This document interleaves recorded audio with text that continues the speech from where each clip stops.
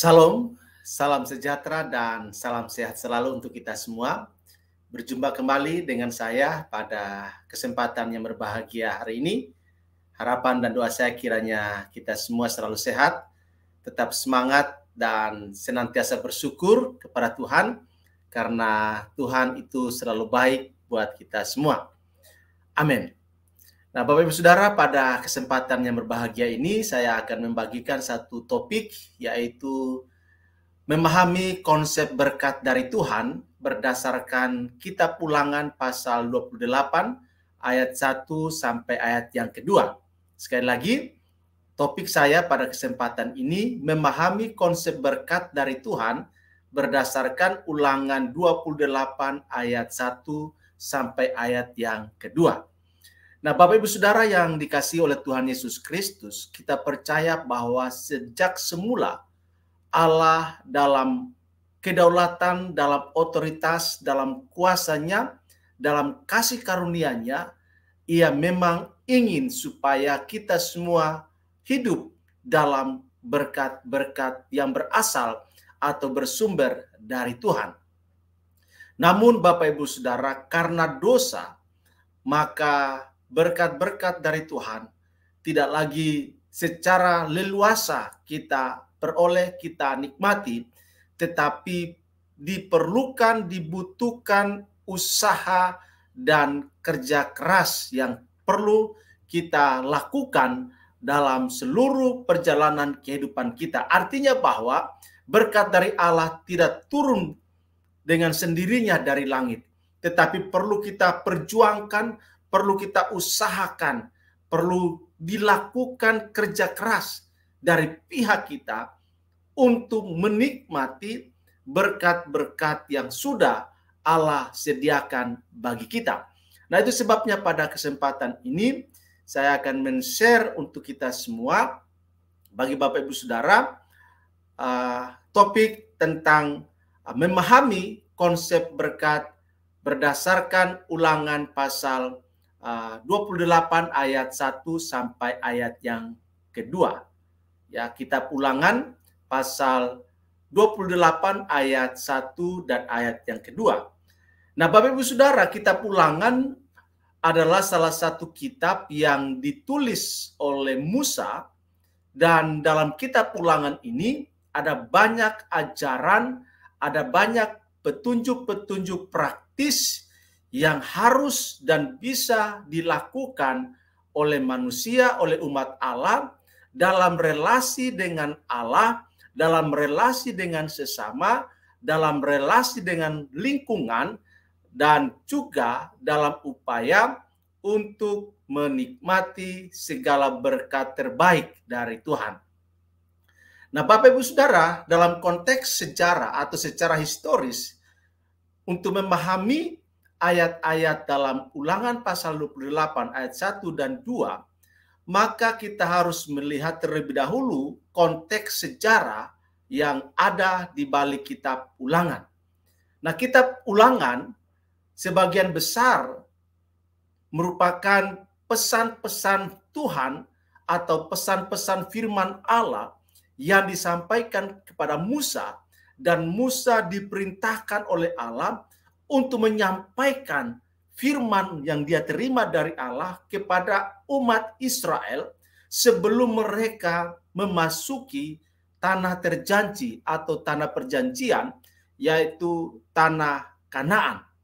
Musa memberikan peringatan-peringatan kepada bangsa Israel, tetapi juga menyampaikan pengajaran-pengajaran yang diterima dari Allah, lalu disampaikan kepada Israel.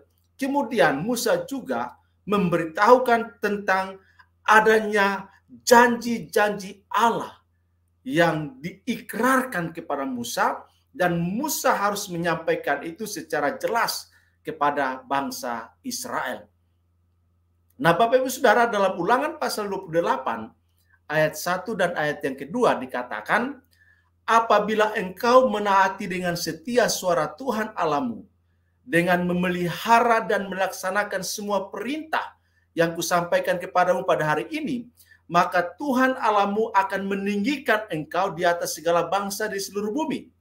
segala berkat ini akan datang kepadamu dan meliputi engkau jikalau engkau menaati suara Tuhan Allahmu. Nah, Bapak Ibu Saudara, dari firman Tuhan ini kita dapat menemukan bahwa Allah menjanjikan berkat kepada bangsa Israel sebagai umat pilihannya, dan untuk mengalami dan menerima janji berkat ini, maka sebagai umat Allah harus meresponinya dengan sebuah ketaatan yang total, kepatuhan yang sempurna kepada apa yang Allah perintahkan untuk dilakukan. Jadi berkat-berkat yang disampaikan oleh Musa kepada bangsa Israel meliputi jabatan atau kedudukan yang tinggi di antara bangsa-bangsa, dan juga ada janji perlindungan dari Allah, janji pembelaan, janji providensiah dari Allah, serta Israel sebagai umat Allah, gereja sebagai umat Allah, mengalami kebaikan-kebaikan, mengalami berkat-berkat dari Allah. Nah, kita harus paham Bapak Ibu Saudara, makna berkat yang dijelaskan dalam Ulangan pasal 28 ayat 1 dan ayat yang kedua. Berkat dari Tuhan tidak hanya mencakup kekayaan materi, tetapi juga meliputi kebahagiaan, damai sejahtera, keselamatan, dan berbagai aspek kehidupan yang baik.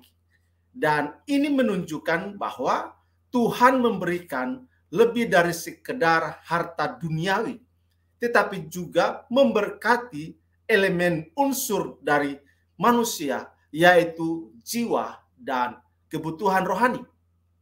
Sehingga untuk bisa memperoleh berkat dari Tuhan, maka ada persyaratan yang harus dipenuhi oleh manusia, oleh gereja Tuhan, oleh umat Allah. Persyaratan pertama, gereja umat Allah harus memiliki ketaatan kepada Allah. Pesan utama dari Ulangan pasal 28 ayat 1 dan ayat 2 adalah supaya hubungan ketaatan manusia akan menentukan, atau ketaatan umat Allah akan menentukan bagaimana dia akan mengalami berkat-berkat yang daripada Tuhan.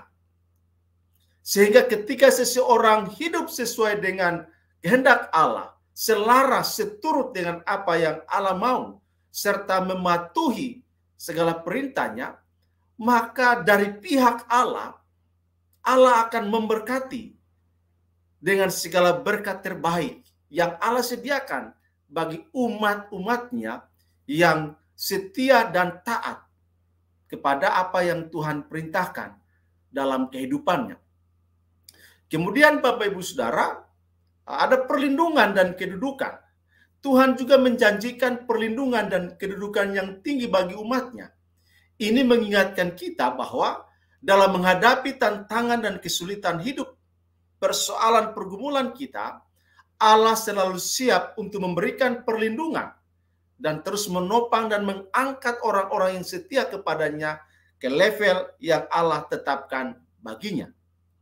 Kemudian Bapak Ibu Saudara, ada kebijaksanaan dan kesuksesan, di mana berkat dari Allah itu juga mencakup keberhasilan, hikmat dan kebijaksanaan yang diberikan kepada manusia, kepada umat Allah dalam menghadapi berbagai situasi untuk menemukan jawaban, menemukan solusi, menemukan jalan keluar atas setiap problema yang dialami.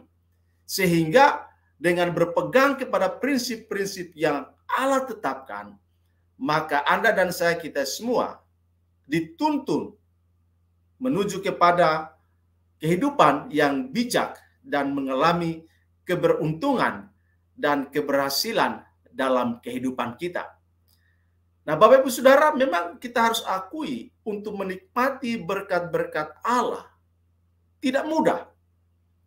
Ada tantangan, ada ujian yang harus kita hadapi, yang harus kita alami dalam perjalanan kehidupan kita untuk menikmati segala berkat yang Allah sediakan. Artinya bahwa Allah tidak memanjakan kita. Allah menuntut tanggung jawab kita. Allah menuntut ketaatan kita. Allah menuntut kesetiaan kita.